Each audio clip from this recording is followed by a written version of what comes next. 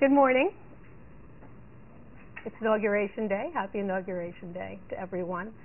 And I thought that actually the inauguration of Barack Obama today and the particular lecture in this class are very well suited to one another.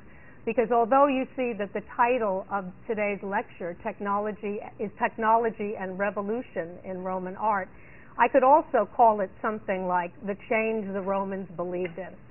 Because the change the Romans believed in was a shift from what we've called traditional Roman architecture to innovative Roman architecture. And that's what we're going to be talking about today, what we call innovative and what we'll call in the course of the semester innovative Roman architecture.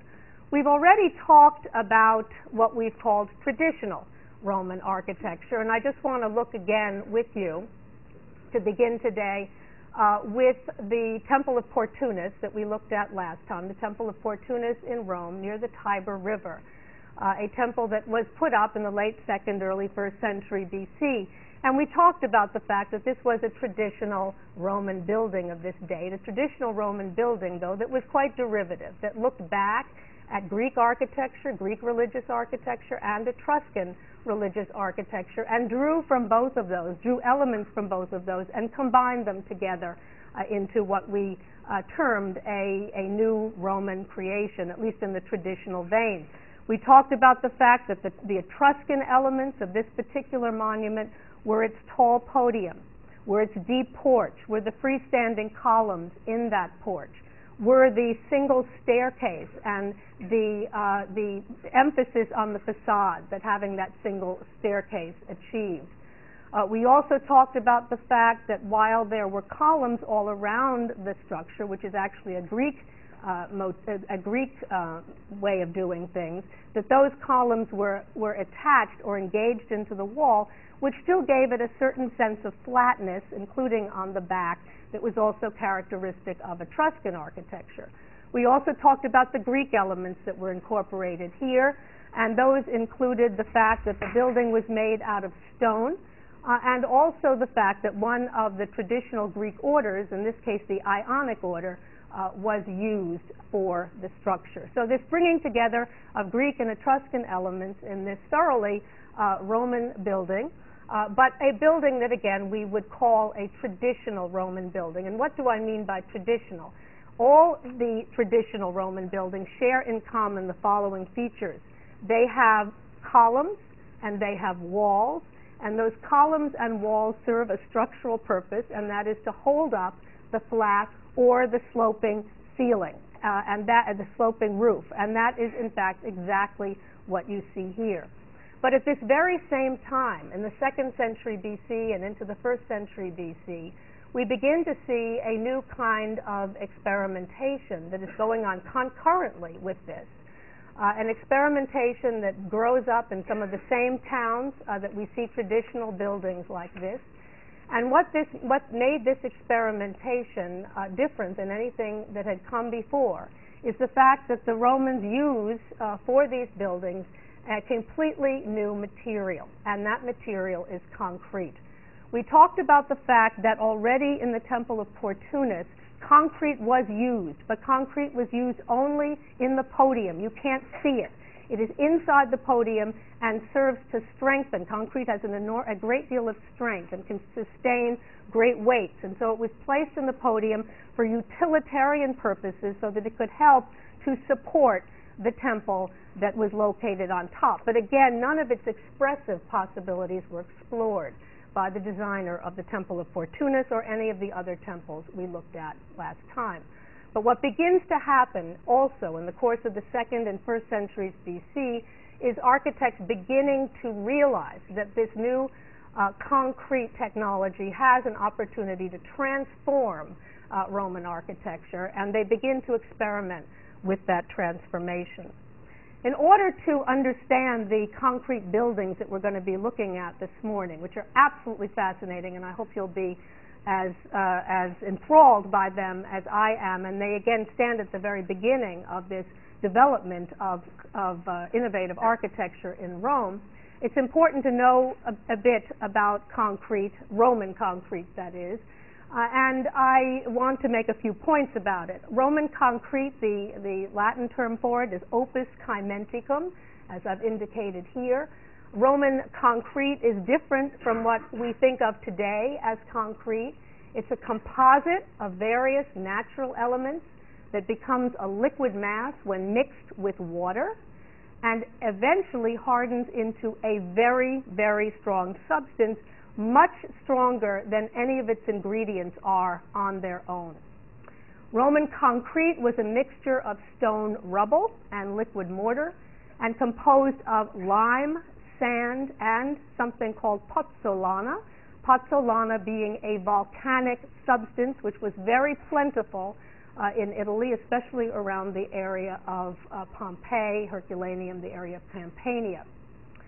Concrete was used in Rome from the early 2nd century BC on, but it was not until the end of the 2nd century and the beginning of the 1st century that the expressive possibilities of concrete began to be fully realized. Concrete, I think this is also important to mention when you think about concrete construction in relationship to stone construction that we've already discussed. Concrete is not cut or quarried the way stone is. Concrete is cast in molds. Concrete can be cast in any shape, at least any shape that a carpenter can build with wood. And like modern builders, the Romans erected wooden frames for their walls and ceilings, and they poured concrete into those wooden frames.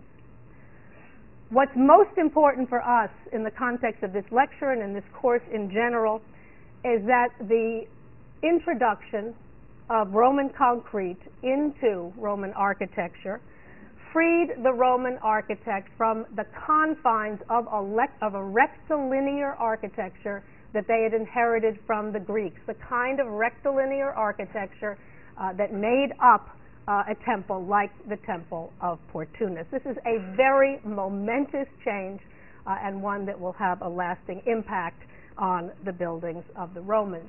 Let me try to give you a sense of what I mean by this. One could argue that the greatest concrete structure built by the Romans was the Pantheon, and I remind you of the Pantheon on the right, in fact the dome of the Pantheon, which would not have been possible without concrete construction. But it's interesting to compare the Pantheon to an attempt that Etruscan architects made to create something similar but out of stone. I show you on the left-hand side of the screen an Etruscan tomb that dates to 600 BC, so very early in time, 600 BC, an Etruscan tomb at a place called, it's not on your monument list, but at a place called Quinto Fiorentino, Quinto, new word, Fiorentino, Quinto Fiorentino in Etruscan territory. And what the architects have done here is to try to create a round tomb, and they've used stone, as you can see. And they have laid those stones, they've cut and quarried the stones as usual. They've tried to cut them in the shapes that they need in order to make this work, and they piled them one on top of the other, row after row after row, until they've gotten, it started out okay at the bottom, but as they get further and further onto the top and it gets rounder and rounder and converges at the apex, they start to have trouble, as you can see. And although it's a heroic, a valiant attempt on their part, it isn't terribly successful, at least to my mind, aesthetically. And in fact, they were worried about it falling down, so they even had to place a stone pier here to support the dome, to make sure that it didn't drop. And actually that was pretty successful, because here it is still today looking pretty good in that regard. But with the introduction of concrete into architecture under the Romans, building a dome like the Pantheon was simplicity itself. All you needed to be able to do was to build one of these wooden models, wooden structures that you then poured concrete into, and voila, you have the dome of the Pantheon. So simplicity itself, transformational vis-a-vis Roman architecture. The only problem with concrete, and there were two problems with concrete that the architects of this period had to contend with. One of them was that concrete has to be protected from moisture, That's number one. And number two, that concrete is less attractive than stone. The Roman architects of the 2nd and 1st centuries BC solved these two problems in the same way. What they decided to do was, when the concrete was still wet, they attached stone to it. This could either be large ashlar blocks, stone blocks, or it could be small pieces of stone, that uncertain work, or opus incertum, that we talked about last time, pressed into the concrete when it was wet, and when it all dried, that stone both made the building look more attractive and also protected the building from moisture. We looked last time at that opus incertum facing. I remind you of the Temple of Vesta at Tivoli, which you see here, and you will recall that the Temple of Vesta at Tivoli had concrete both in its podium for utilitarian purposes and to support the great weight of the temple, but also that the architects explored making the cella wall, the curved cella wall, also out of concrete. And then when that concrete was wet, they put in these small cut, irregularly shaped stones called uncertain work, or opus incertum, to protect that. So we saw that already in the Temple of Vesta, even though it was a traditional temple based on Greek and Etruscan models. And we'll see it again today in several buildings. And I show you just one example, the last structure that we'll talk about today, the Sanctuary of Fortuna Primigenia at Palestrina, an extraordinary structure built on a hillside that also used opus incertum as the facing. And you can see it used here for the wall and also for the coffered ceiling above. So a stone facing opus incertum that was particularly favored in the 2nd centuries BC and into the 1st centuries BC. Over time, the choice of facing changed. Although ashlar blocks, tufa, travertine, and opus incertum were popular in the 2nd and 1st centuries, as time goes on, things change. We'll see under the Roman Emperor Nerva there was a revolution, another kind of revolution of sorts in Roman architecture, and we'll talk about the reasons for that and so on later in the semester.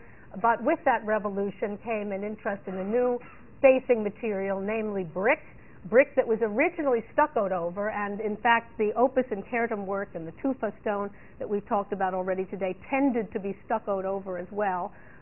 But by the 2nd century we begin to see an appreciation for brick in its own right, the attractiveness of brick, and the Romans begin to use exposed brick as the facing for their buildings. And I show you one example. It's a detail of a warehouse in the Roman port city of Ostia that we'll look at later in the term, with this exposed brick facing, very attractive, different colorations and so on and so forth. But just to alert you to the fact that, again, the kind of facing that we're talking about today will not be the only facing that is used by the Romans over time. I want to show you today a series of these concrete constructions, concrete experiments we might call them, that begin to turn up not only in Rome itself, but also in some of the cities close to Rome that we saw Rome began to colonize in the Republic and into the age of Augustus, cities that either are the same or very close to the ones that we looked at last time. And I'll show you a map momentarily. I just want to begin with one in Rome itself.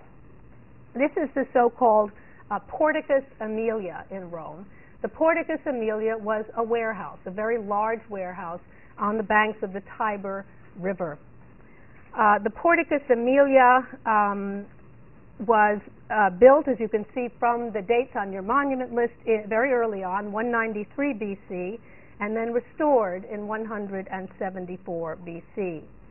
Only a small fragment of the Porticus Aemilia survives today, but we have a lot of evidence, a lot of clues that we can piece together through scholarly detective work to determine what this building looked like in antiquity, and we can get a quite accurate sense. We have, for example, the words of the great Roman historian Livy, who was writing in the age of Augustus. He tells us that the Porticus Aemilia, he describes it, he mentions the Porticus Aemilia, And he tells us it was located on the east bank of the Tiber River, and that it was southwest of one of Rome's 7 hills, the Aventine Hill, southwest of the Aventine Hill, which is enormously helpful because it gives archaeologists and so on a clue as to where they might look for remains of this particular structure. So we have that. We also have a fragment of the building, we believe, because it's located just in the right place, and I show it to you here. It's not much. It's a piece, it's essentially a hunk of concrete that includes an arched doorway and some arched windows, but it's very important in terms of allowing us to reconstruct what this structure looked like in antiquity. But most significant of all, we have a fragment from what is known as the marble map of Rome. The marble map of Rome, called the Forma Orbis, and I put that word on the monument list, that title on the monument list for you, the Forma Orbis. The Forma Orbis was a great marble map that was made of Rome in the early 3rd century AD under the emperorship of Septimius Severus and put up on a wall in Rome, and we'll talk about its location later on in the semester. But it purported to represent all the buildings that were standing in Rome in the early 3rd century in the early 3rd century AD. It is fragmentary today, but there are a fair number of fragments, and fortunately, a couple of those fragments, or several of those fragments, are fragments that represent the Porticus Aemilia.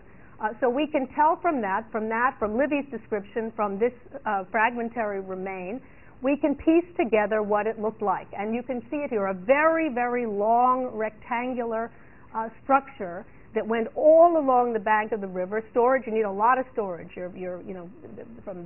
Especially with as the Romans began to conquer the world, they were trading more extensively with other parts of the world, and consequently they needed places along the Tiber River to store the goods that were both going out and coming in. So they built this gigantic warehouse along the banks of the Tiber.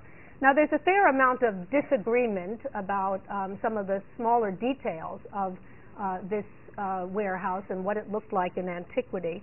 So we have to do the best that we can to bring that evidence together to determine what it looked like. But as I said, in some details you'll see there's variation. So several of the things I'm going to show you vary slightly, but the only one that you'll be ultimately responsible for is the one that's on your monument list. But I just want you to be aware of the fact that there are different interpretations of exactly what it looked like.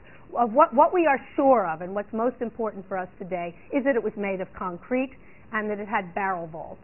What was a barrel vault? A barrel vault was a vault that was, again, made out of concrete, placed on a wall, and then the vault was shaped like the side of a barrel, as you can see here, which is why it's called a barrel vault, shaped like the side of a barrel, resting on walls down below. A fairly simple shape that could not have been made, or would be very difficult to make out of stone, but was easily able to be made out of concrete.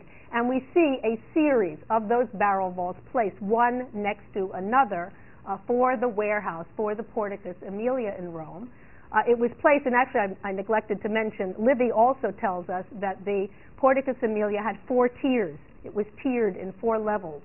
And we see those 4 tiers here rising up ever so slightly along the slope of the Tiber River. This is a cross-section of what the inside of the Basilica Aemilia might have looked like. You see those great barrel vaults here.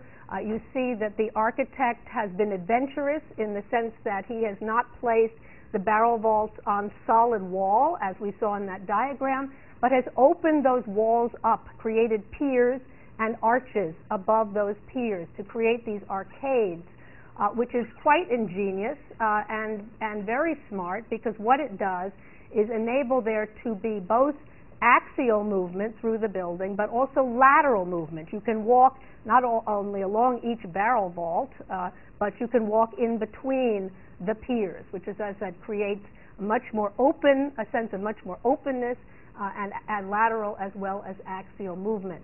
The other thing that you see here are the back walls, where we can see just what we saw in that fragment of the building, the arched doorways as well as the arched windows in the back walls, which of course allow light into the structure. Lots of activity needed to happen here as things were moved in and out, and those who worked here needed to be able to see everything that they were doing.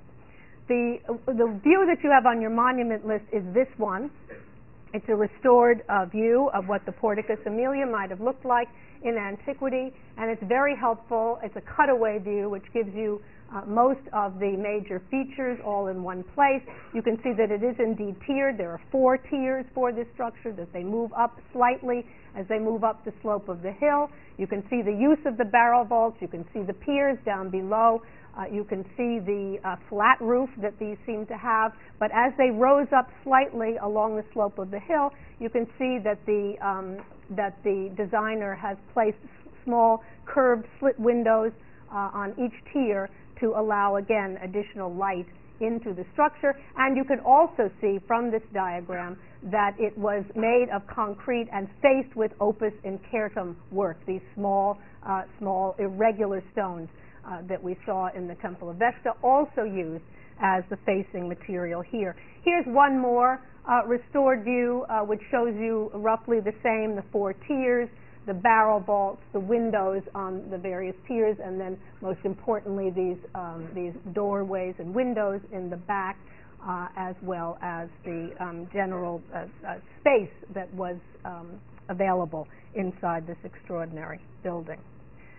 I mentioned that while we'll look at a couple of buildings, several buildings in Rome, I also want to go out to some of the colonies that were founded by the Romans in the vicinity of Rome in the 2nd and 1st centuries BC, and where they began to build, as we saw, they began to plan towns, they began to put walls around those towns, they began to put temples in those towns, and they also began to put other structures, including warehouses and sanctuaries and the like. The ones that we're going to look at today, here again, Rome is at the star, and we're going to look at buildings in Terracina over here, in Tivoli, and also in Palestrina. And you can see the proximity of those to others we talked about last time, Norba and Cosa and Fileri Novi, and so on and so forth. It's not surprising, again, to see the Romans turning to their environs as they make these earliest towns, and as they start to fill these towns to make them into the kind of mini Romes that they so desired. So we're going to look at a series of these of different dates and of considerable interest in terms of what they herald for the future of Roman architecture. The first that we're going to look at is a market hall at a place called Ferentino, and it dates to, I may have neglected to show you Ferentino on that map, but it's in with all the others there. Ferentino, around 100 BC it dates to, and you can see that it's essentially one giant barrel vault, which was used as the market hall. You can see also that giant barrel vault, which is made of concrete, has opening off it on the sides a series of arched areas with also barrel vaulted on the inside. These were used as the market stalls inside this marketplace. You can also see, I believe very well, that the facing that is used for this concrete is opus incertum work for the walls and for the vaults. And then what they've done to emphasize the location and the shape of the arches, they have used stone around those also to give further solidity to this part of the building. They have used stone, and you can see it's a combination of nicely cut ashlar blocks down here, but also of the voussoir blocks that we saw in the Fileri Novi gate used over the arches. So this combination of both stone and of opus quadratum stone and also of opus incertum used as the facing for this particular structure. What's significant about this building is that it looks forward to things that we're going to see later on develop in Roman architecture. Primarily, I showed you in the introductory lecture a glimpse of the markets of Trajan in Rome. And I remind you here of the great market hall of the markets of Trajan, which is even more sophisticated in its use of concrete because it has rib vaults, as you can see. But this experimentation that we're going to see in the early 2nd century AD in Rome would not have been possible without the experimentation in concrete that took place in this very early stage in the 2nd century and in the 1st centuries BC. Even more, much more interesting, in fact, is the building that I'd like to turn to now. And this is the so-called Sanctuary of Jupiter Anxur at Terracina. It dates, we believe, to 100 to 70 BC. And it is, like so many Roman buildings, spectacularly sited. I had mentioned this on several occasions. We looked at the medieval hill town of Cori, for example, where the Temple of Hercules was located at the very apex of the hill. The Romans had an incredible knack for choosing extraordinary locations on which to site their buildings, locations that made those buildings, that accentuated those buildings from a distance, but also gave those who went to the buildings amazing views out from those buildings. This is one of those examples, the Sanctuary of Jupiter Anxur at Terracina. The best view of this sanctuary is from the sea. If you happen to be fortunate enough to be floating on a boat somewhere near Terracina, and it's a beautiful place to float, you will see from a distance the great podium of the sanctuary of Jupiter Anxur. But you can also see it from the town, which is where we're situated here. We're standing in the town, a couple of decent pizzerias right in front of us, and we're looking up at the hill on which the sanctuary finds itself. Now, as you look up to that hill, all you can actually see is all that's actually up there now, which is the podium of the sanctuary. The temple is no longer there, although there's some evidence up there, some remains that give us a decent sense of what that temple looked like in antiquity. But the podium is extremely well preserved, and you see it again magnificently sited at the top of that hill. This is a restored view of what the podium would have looked like, and you see, well, we know what the podium does look like as we see it here, and as it would have supported the temple on top and also a back columnar element over here that was roofed, as you can see. If we look at this plan, in this restored view, we see several things that are worth noting. One, that the temple itself is very much a traditional building, and one that is very much in the tradition, indeed, of the buildings, of the temples that we've already discussed. This combination of Etruscan plan and of Greek elevation that we saw in so many of these. You can see, for example, and again, there's enough evidence for us to be pretty sure that this is what it looked like: high podium, single staircase, emphasis on the facade, deep porch, freestanding columns in that porch, but columns that seem to have encircled the monument. So this combination of, and stone construction, we think, a combination, once again, of Etruscan and Greek elements for the temple. You'll probably notice that the temple is slightly skewed. The angle of the temple is skewed. It's not straight on with the podium, which is very unusual for the Romans. We'll see that the Romans were very interested in everything being exactly as it should be. Axial, symmetrical, both sides matching. It's very unusual for them to skew something like this. Why did they do it? It probably has something to do either with something that was already on the site, some other building that forced them to do this, or having something to do with the particular god who was honored here and the location, the way they wanted that to be in relationship to various elements of the rites, or east-west, or whatever. I mean, there was something that caused them to put this in the position that they did. And you can also see that it has this back colonnade behind it, covered colonnade behind it, but it isn't attached to it in any way, which is also unusual, as we'll see. The podium you see down here made up of a series of arcades, and you can see once again both axial and lateral access, because just as in the Porticus Aemilia, they have created smaller arcades in the side piers to allow this kind of axiality in the structure, or movement through the structure in more than one way. The podium is extremely well preserved. as you can see, and extremely impressive. It's an extraordinary place to go. It's a lot of fun to go there to see this. It's off the beaten track to a certain extent, but it is on the road between Rome and Naples, so that if one is going from Rome down to Pompeii, this is the sort of thing one can stop and take a look at, and there's some other interesting things along the way as well. We see here the great podium as it looks today. It's made out of concrete. You can see both the large arcades and then these lateral ones that I mentioned before on the interior face of the piers. You can also see that they have used opus incertum facing here.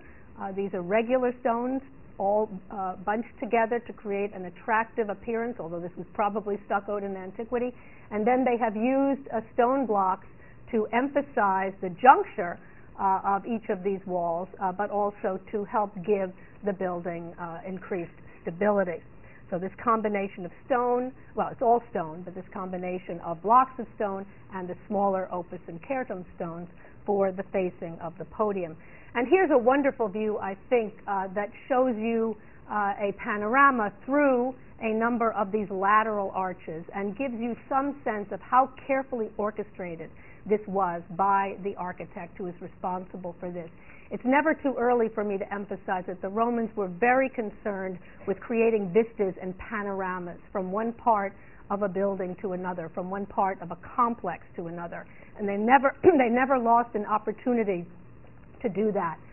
So that as you stand and look through a series of these lateral arches, you can see how carefully arranged that was to pay attention not only to the way in which the arches, you can see them in a series, as you can see here, looking almost as if they're diminishing in size, although they aren't really, but also this idea of creating exciting visual experiences as you walk through something, not just to walk through it, but to see something that really amazes you and that fascinates you, and that creation of vista and panorama, both panorama out onto the countryside from the hilltop, but also a panorama or vista through a building is something quintessentially Roman, and we'll see it turning up again and again and again as a major objective of Roman architecture.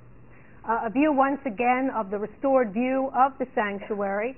The sanctuary had below it a underground passageway called a cryptoporticus, and I put that word on the monument list for you. A cryptoporticus that was used essentially for storage purposes for this sanctuary. And believe it or not, we actually have the cryptoporticus still preserved, and we can look at it. And it's interesting because here too we see the architects using concrete construction, creating a barrel vaulted corridor, in this case with windows on the end and then a few doorways and some slit windows, all of them arched, as you can see here, to allow light into the structure. It was used, as I said, for storage purposes, storage having to do with the cult, and so on and so forth. It's very important, we're going to look at a couple of other sanctuaries as well, to keep in mind that these sanctuaries they were different than an individual temple in a forum inside an urban complex. They were meant to draw pilgrims from far and wide, which is one of the reasons that they were placed in such prominent positions on tops of mountains, so that you wouldn't hesitate if you were driving by, if you were going by in your cart or whatever, and saw this from a distance, or coming by sea in a boat, seeing it from a distance, you would be drawn. It would be like a Mecca that you would be drawn to. So these sanctuaries were meant to attract large numbers of people to them. So they needed to provide not just the temple itself, but other things. And they were like malls. They often included shopping areas, souvenir shops, shopping stores for local specialties and that kind of thing, in order to encourage people to visit. I'd like to turn to another, also very interesting sanctuary that was put up at around this time. This is the sanctuary of Hercules at Tivoli, and it was erected, we believe, sometime between 75 and 50 BC in Tivoli. It is an incredible place. It is not so different from the sanctuary of Jupiter Anxur in its general intentions, this whole idea of creating this Mecca for religious activity and also just a place that people would enjoy coming to and gathering together and for social interaction. We see a restored view of what it looked like in antiquity. It is similar to and different from the Jupiter-Anxur sanctuary. Just like the Jupiter-Anxur sanctuary, it rests on a tall and large podium. As you can see, the temple doesn't stand in isolation, but is raised up on this large podium. You can see that it has a temple in the center. This one completely, pushed up against the back wall and completely straight, so axial, and it created an axial relationship to the podium. The temple, we believe, was also one of these traditional types of temples with the tall podium with the staircase on one side, with columns going around at least three sides, deep porch, freestanding columns in that porch, raised up on its own podium, and then the larger podium down below. One of the features that we see here that we did not see in the Jupiter-Anxur sanctuary is the use of the circular staircase here, which adds drama to the design. It's also on axis with the staircase of the temple itself, but it also serves as a kind of, it's shaped like a theater cavea. We call it a cavea, the seating, C-A-V-E-A, the cavea of a theater. It's shaped just like that, as you can see here, and we believe its purpose was not so much as a monumental entranceway or monumental staircase, although it served that purpose to a certain extent, but also as a place where people could gather and could sit and probably watch performances, religious performances perhaps, or perhaps other kinds of performances in front of this, in front of the temple of Hercules. And there may have been some kind of a stage building. There was a wall here, so there may have been also some kind of stage building in front of that semicircular seated area. This is another restored view showing you the same. You can perhaps see that theatrical area better here, again serving as a dramatic staircase, but at the same time as a place where performances could take place at this structure. But all the other features are apparent, and I want you to pay special attention to the fact that we have the temple pushed up against the back wall, not one of the short back walls, but well, none of them are short here, but against the long back wall, as you can see, but pushed up against it, dominating the space in front of it. We're going to see, when we turn to Pompeii on Thursday, that this same idea of pushing a temple against a back wall is characteristic of forum design, the design of meeting and marketplaces, as it is for sanctuary design. The sanctuary of Hercules at Tivoli is preserved in part, and I can show you one very interesting detail, which is what you see now on the screen. We are looking at part let me go back for a second just to point this out. If you look at the back, if you look at along the sides and the back, you will see that there are columns above and then columns with arcades and columns in the first story, and then columns on their own in the upper story. So what I'm going to show you now is a section of the lower story of the Sanctuary of Hercules at Tivoli. And we can see that what we have here is a very important combination, and it's the first time we've seen this today, of arches with columns interspersed, columns placed, engaged or attached into the wall in between these arcades, as you can see here. The construction is concrete. The facing is a combination of stone. Look at the blocks, the ashlar blocks, and the voussoirs above the arches, and opus incertum work for the walls, as you can see here. But this scheme of columns in between arcades, extremely important. This is setting in place the kind of scheme that we're going to see used for buildings like the Colosseum in Rome. So extremely important. There's one detail here, there's one detail about the columns, though, I wonder if anyone notices, that makes them different than any other columns that we've seen thus far this term. Does anyone see what that is?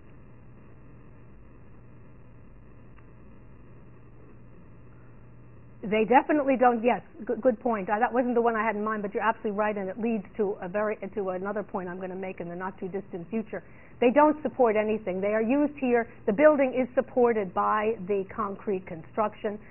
The columns don't have any support role whatsoever. They're there entirely for decorative purposes. So excellent point. And still one more. Look at the facing of the column. What does that tell you? What is it? What kind of facing? Opus incertum, which means what? Concrete. The columns are made of concrete too. The columns are not made out of stone, but the columns in this instance, it's unusual, but the columns in this instance made out of concrete and also faced with opus incertum work. A view again of the complex, just to make the point that as at the Sanctuary of Jupiter Anxur at Terracina, there is an underground passageway, a cryptoporticus. But in this case, and you can see it's on the left, underneath the left side of the sanctuary.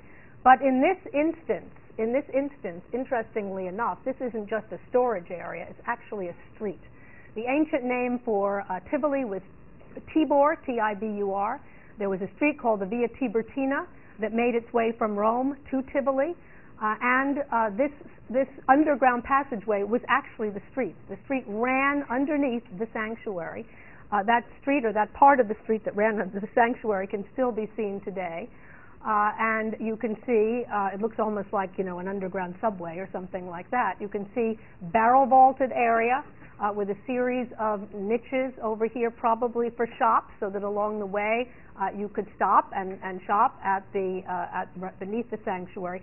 So a street, in this case, that is part of the Via Tiburtina, leading from Rome to Tivoli.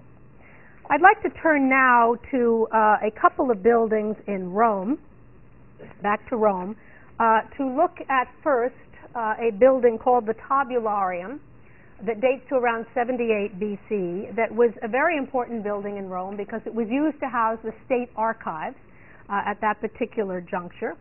It was put up by a man, we even know who put it up, a man by the name of Quintus Lutatius Catullus, and I put his name on the monument list for you.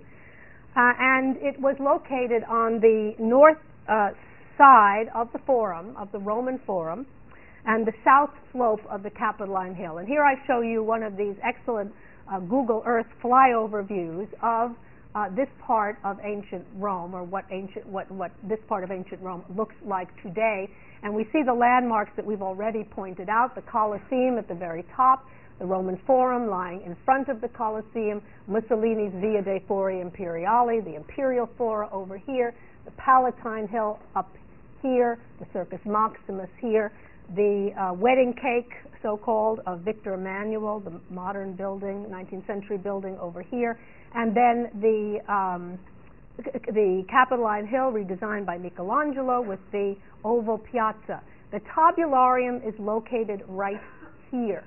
It is, again, facing the Forum, the Roman Forum, but it is the back wall of one of Michelangelo's palaces, the so-called senatorial palace designed by Michelangelo.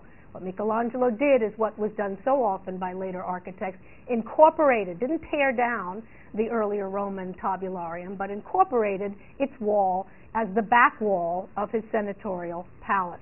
And that's exactly what it remains today.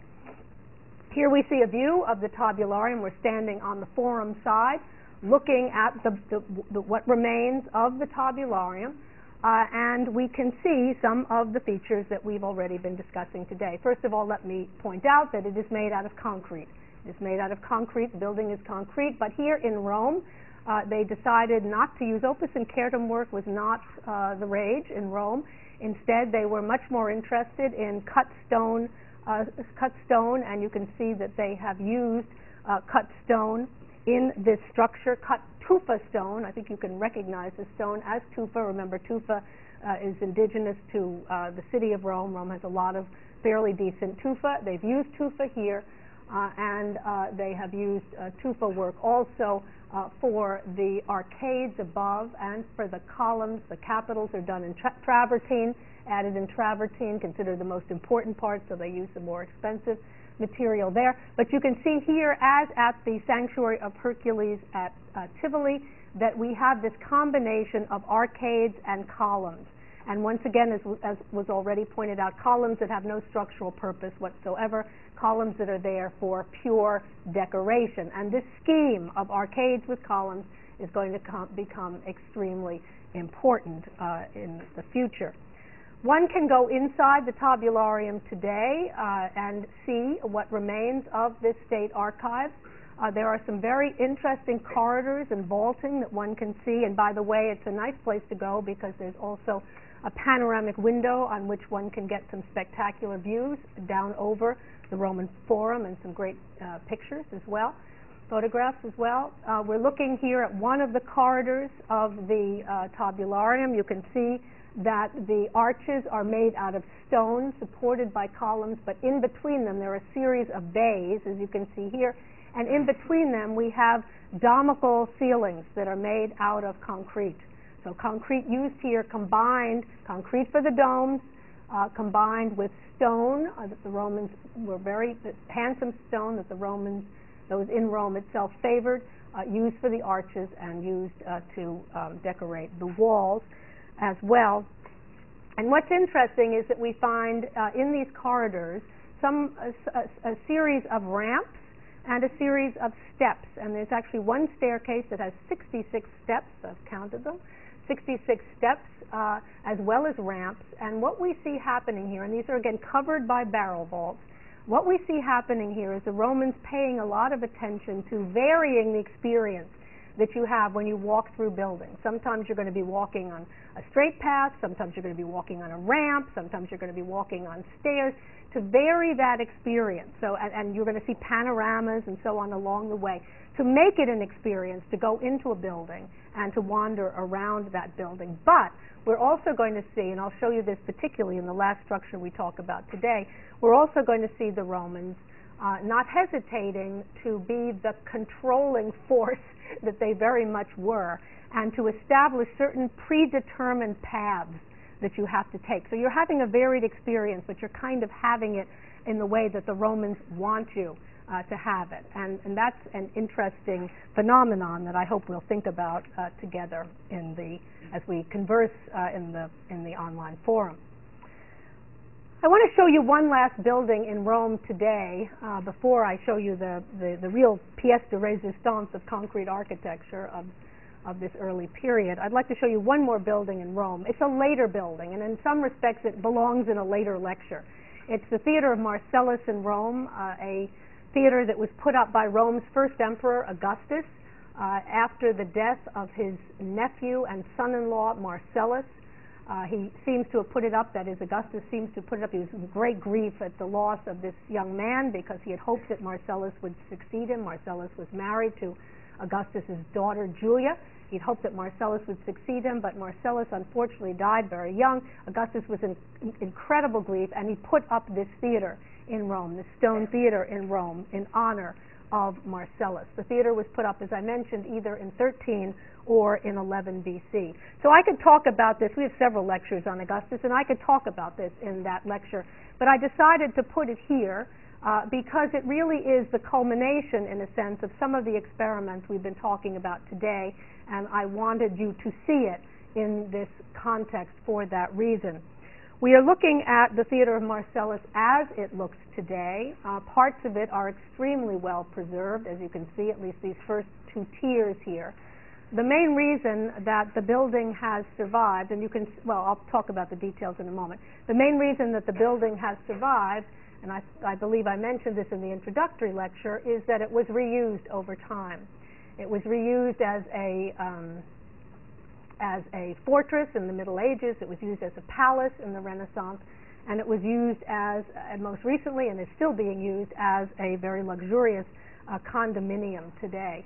This is where Google Earth really comes in handy. If you go onto Google Earth, because it's very difficult to get a sense of the way in which the ancient part of this structure relates to the rest of the structure today, without going up above it. And by going up above it and looking at it both from above, and Google Earth now allows you to do 3D at the same time, so you can do 3D and up above at the same time, you can see the relationship of this building to its modern locale. And by the way, it's just in the shadow. It's very close to the Capitoline Hill. It's a hop, skip, and a jump from the Capitoline Hill. This area of Rome, it's actually the so-called Jewish ghetto area of Rome. It served as a ghetto in times past and is still referred to it that way today, and it has some of the best restaurants in Rome. If you have never had carciofi alla Judea, Jewish artichokes, wow, they are incredible, and there are lots of restaurants in this area that has them. They're a real Roman treat. It's considered a very characteristic part of the cuisine of ancient Rome. It's definitely something to experience. But we see the theater of Marcellus right here, and you can see both the facade, which is the ancient part of it, but also the rest of the building and the way in which it is used today as a condominium with apartments opening off these lovely courtyards with trees and plants and flowers and all sorts of things there. And there's another famous temple, the Temple of Apollo, that is located right outside. There are only 3 columns preserved of that temple, but also its podium right in front of the Theater of Marcellus. This is, again, Google Earth. You can look not only at what the building looks like today, but you can recreate now, in these last couple of months, they've enabled us to recreate ancient Rome as well, and one can do that for all of the buildings that we'll be looking at this semester. And this one is their recreation. It's fairly simple, but their recreation of the Theater of Marcellus. And it allows us to look at some of the features of that building. Again, sorry that I have to talk so much about terminology at the beginning, but as I mentioned, once we get through this, the first couple of weeks, we won't have to do much of that anymore. But the basic components of a Roman theater were the seating, which is called the cavea, C-A-V-E-A, which is this semicircular seating that we see here. The cavea is usually divided into a series of wedge-shaped sections, which you cannot see here, but I'll show you in another view in a moment. Wedge-shaped sections that are called, each are called the cuneus, C-U-N-E-U-S, cuneus, and then there is a stage building. We're seeing the back of that here, but a stage building facing the seating called a scaenae frons, S-C-A-E-N-A-E, F-R-O-N-S, a scaenae frons. What's important to us here in the context of this lecture is that while the Greeks built their theaters, and Greek theaters were the main prototype for Roman theaters. While the Greeks built their theaters on hillsides, the Romans were not content as a civilization that was interested primarily in urban centers. The Romans were not content to build their theaters on hills. They didn't want to be constrained by having to build their theaters where hills happened to be. And so now, with concrete construction, what they were able to do instead was to build a hill out of concrete anywhere they wanted to build a hill out of concrete, right in the center of downtown Rome, and then hollow that concrete out in order to create the entrances and exits from that structure. And that's exactly what they did for the Theater of Marcellus. If we look at this detail of the outside of the Theater of Marcellus, we will see that this building made out of concrete is like the others we've talked about today, faced with some kind of stone. In this case, the stone is travertine. The decision of Augustus was to get this more expensive stone, bring it from Tivoli, and use it for this structure. Blocks of stone, ashlar blocks of stone, as you can see here, and interspersing among the arcades, columns. Columns that, as were well pointed out before, have no structural purpose whatsoever. Columns that serve only as decoration, and the fact that they were decoration is apparent in the fact that they have varied the orders here. We see the Doric order used for the first story and the Ionic order used for the second story, and we think there may have been a third story. Today, what you see up there is part of the later construction. But if there was a third story, whether that had columns or pilasters, which you'll remember, flat columns, if it had those were probably of the Corinthian order, because that is exactly the scheme that we see on the later Colosseum: Doric, Ionic, and ultimately Corinthian. But we're sure at least of the Doric and of the Ionic. So these columns had no structural purpose whatsoever, purely decorative. In a sense, they're kind of the icing on the cake. They don't hold up the building, but they decorate it in a very nice way, and it shows you that the Romans are beginning to use what the Greeks used as structural components of their buildings, namely columns, to hold up walls, to hold up roofs. They are using them for purely decorative purposes, playing around with their original purpose and using them in a different way. And we see that happening in spades here. If you go into the building, you will see the corridors of the Theater of Marcellus. You will see what first looks like a barrel vault done out of concrete construction, resting on stone, on travertine piers. But you see that barrel vault curves. A curving barrel vault is technically called an annular vault, A-N-N-U-L-A-R. You see an annular vault here, or a diagram of an annular vault here. It's essentially, again, a barrel vault that curves. We sometimes refer to it as a ring vault because of its shape. So you see those annular vaults used in the Theater of Marcellus. These are the same vaults that will be used ultimately in the Colosseum. A quick view of a typical Roman theater, the Theater of Marcellus in Rome, and a typical Greek theater. This is the famous theater at Epidaurus of the mid-4th century BC in Greece. And I just wanted to point out the main differences. They look superficially alike in that both of them have an orchestra, they have an area of seats, they have a stage building, but there are some important differences. One is, and you can't see that over here, but the Greek theater had a round orchestra. The Roman theater always has a semicircular orchestra. Both of them have seats, the cavea. Here you can see these wedge-shaped sections of seats called the cuneus that both Greek theaters and also Roman theaters had. Both of them have stage buildings, although the stage building is more prominent in the Roman context. But the most important distinction is the one I've already drawn, and that is, as you can see at Epidaurus, the Greeks build their theaters on hilltops. You can see the trees and part of the hill very clearly here. The Romans build theirs on hills made out of concrete. Not always. There are some exceptions to that. We do have some Roman theaters built on hills when the hill happened to be in a good location and particularly beautifully sited. But for the most part, Romans build them on their own concrete construction. I've mentioned the monument of Victor Emmanuel, the Vittoriano, and I just wanted to say a couple more words about it because, and you'll see how it fits into the context here in a moment, because it's a 19th century building. And it's a building that was put up to honor the first king of the Kingdom of Italy. His name was Victor Emmanuel I. It was put up in 1885, and you see it here, again, a major landmark in the city. This is a Google Earth image once again. But the reason I show it to you in this context today is that it is, in a sense, terraced on the slope of the Capitoline Hill. You see Michelangelo's oval piazza up there. It's terraced on the slope, a series of levels, staircases leading to terraces, leading to other terraces, leading to the top of the building, decorated with statuary. It's a real experience to climb up it.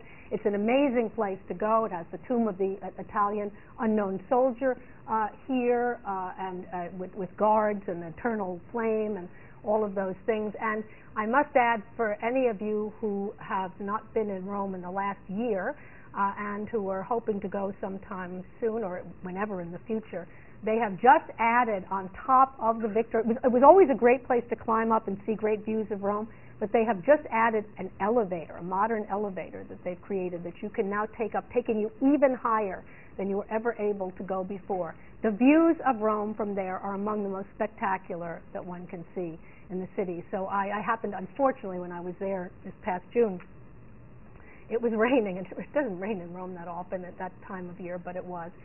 So many of the pictures that I took are, sort of gray background and so on and so forth. But nonetheless, some of the most spectacular views you see of the city. So don't miss out on that opportunity. But I show it to you in this context because of all of this terracing up a hill.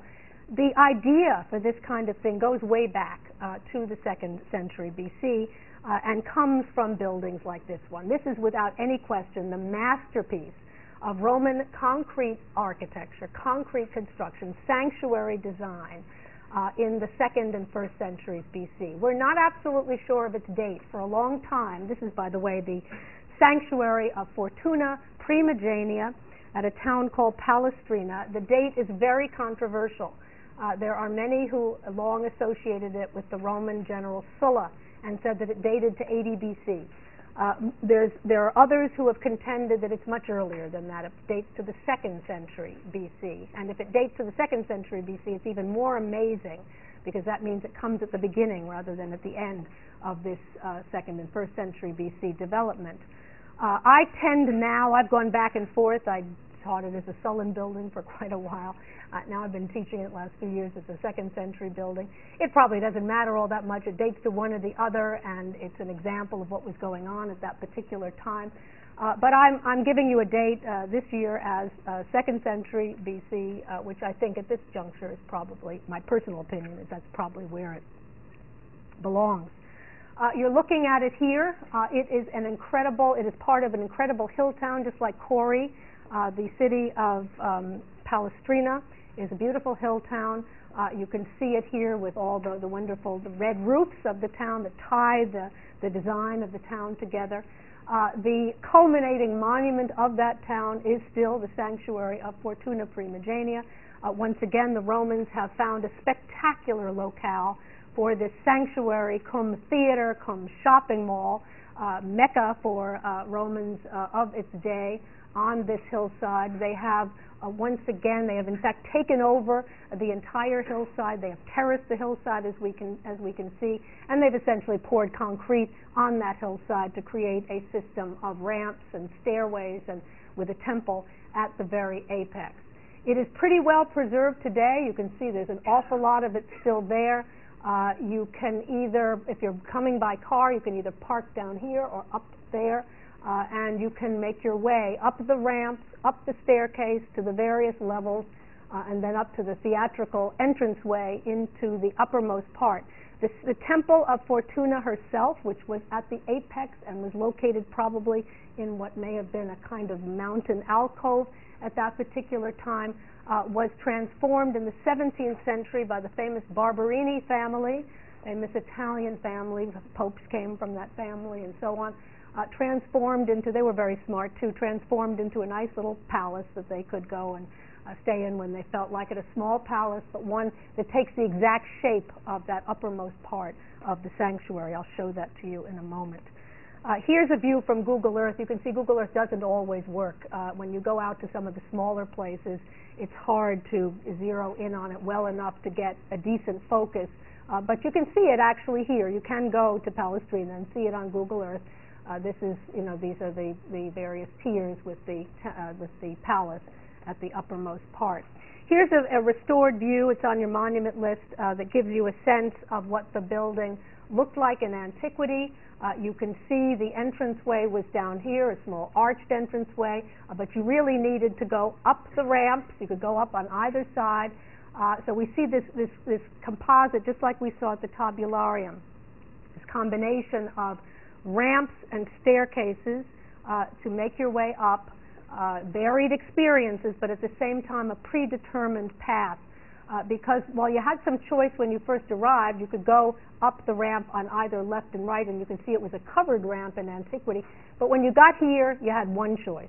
You had to go up this stairway to this level, and then there were some shops here you could explore, but then if you wanted to go up to the next level, you had to go back to the central stairway, up to this level, back to the central stairway, and then to the stairway in the shape of a theater at the uppermost part. So again, experiences stressed, your experience of the building was stressed, but at the same time your path was determined by the Roman designer. This is another view of the same, where we can see the entranceway, the ramps, the staircase leading you from one to the other. The uppermost staircase here, you can well see the theatrical, the way in which the theater, the semicircular theater, is used both as an attractive entrance stairway to the structure, but at the same time as a place where performances could actually take place. Then what's called a hemicycle. You see several hemicycles here, Hemicycle. These curved areas, the columns follow that curve. You see that hemicycle at the very top, and then at the ultimate, at the apex of the structure, the shrine of Fortuna herself, a small round shrine. In fact, it's almost an anticlimax to see how small the shrine at the uppermost part of the structure is. How did the Romans achieve this? They created, as you can see here, a series, or they converted the hillside into a series of man-made terraces. They've built those terraces up in some instances by barrel vaults. You can see the series of concrete barrel vaults here as they have built some elements up along the way. And the ultimate result was what you see here. The same sort of thing we saw before, the ramps, the staircase, the hemicycles with columns supporting a curved wall, a series of shops, the spectacular theater-like staircase, the curved hemicycle at the uppermost part, and then peaking up at the top, the temple of Fortuna herself. It's hard to conjure up in a classroom in New Haven the actual experience that one has when one goes to Palestrina and climbs through this structure, and is not as well preserved today as it once was, obviously, in antiquity. But in the few minutes that remain, I want to try to recapture or try to take you through that experience. We're obviously, and to show you how arduous it actually was. It's a climb up there, and in fact, this is one of those examples, and there are many in Italy, that one likes to call stairmasters made by nature, essentially. I mean, places that you can go and you exert a lot of effort into making your way to the top of this sanctuary. The best natural stairmaster in Italy is, of course, any of you have been along the Amalfi Coast. You know, there's nowhere on the Amalfi Coast that you don't have to climb up and down with multiple times a day. And that's exactly what's happening here. And you can see how steep this path up the ramp was. And we're going up the ramp again. It was covered in antiquity. It's open to the sky today. As we go along the ramp, we see the remnants of some of the capitals. These are travertine capitals, as you can see here, fallen down. But if you look at some of these capitals in detail, you see something quite extraordinary, and that is the capital isn't straight. The uppermost part of the capital slopes. Now, why is that? The reason that is because if you're going to put columns along the inner wall of the ramp, which is what they did, the capitals have to conform to the incline of the ramp, and so they have slanted those capitals. The whole idea, though, of changing, the Greeks would never do something like that. I mean, it would be sacrilege to change the shape of a capital. But this Roman architect has done that with abandon here. He needed to do it because he needed to fit it into the scheme, although he could have not had columns there, but he wanted to have columns there, so he slanted them. This sort of sacrilegious approach to traditional Roman architecture, to traditional Greek and Etruscan architecture, the willingness to change things, to experiment. I told you this is a change you believe in. The willingness to change these things, to experiment with them in ways that had never been done before, to go against the tenets of traditional ancient architecture, namely that of the Greeks and Etruscans, is something quintessentially Roman and something that we see happening here, and again heralds a very innovative future. Here we see again the ramp, we see the capitals, the slants of the capitals, and we see that the work here was done with concrete faced with opus inceratum, both for the walls and also for the ceilings. As one makes one's way up the ramps, we see these alcoves, all of this done, the various shops, the alcoves, all of it done with concrete faced with opus inceratum. We see the remains of the hemicycles. You can see the columns made of tufa with travertine capitals supporting this curved attic of the hemicycles.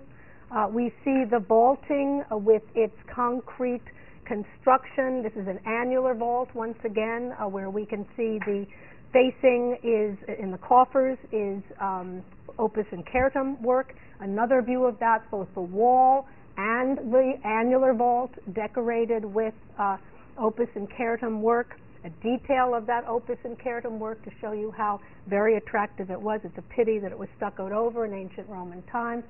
A view that I took, again, just to give you a sense of how steep the climb is. You've made it up the ramp. Now you're at that central staircase.